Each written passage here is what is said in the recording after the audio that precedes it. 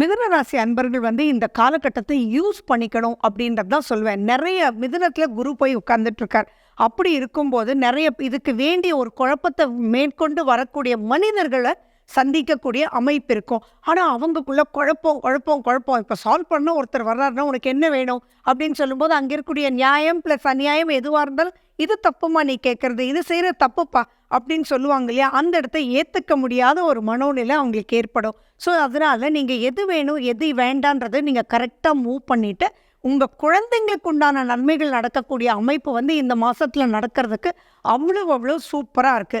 So குழப்பம் அப்படின்ற விஷயத்த மட்டும் நீங்க கேட்டகரைஸ் பண்ணிட்டு மெரிட்ஸ் அண்ட் டிமெரிட்ஸ் எழுதி அந்த டிமெரிட்ஸ்ல நீங்க என்ன சாதிச்சுக்கணுன்றதை பார்த்தீங்க அப்படின்னா நீங்க சூப்பரா ஜெயிச்சிடலாம். ஆரோக்கியத்துல ரொம்ப ரொம்ப கேர்ஃபுல்லா இருக்கணும். ஹீட் சம்பந்தமான ப்ராப்ளம்ஸ் வர்றதுக்கு வாய்ப்பு இருக்கு.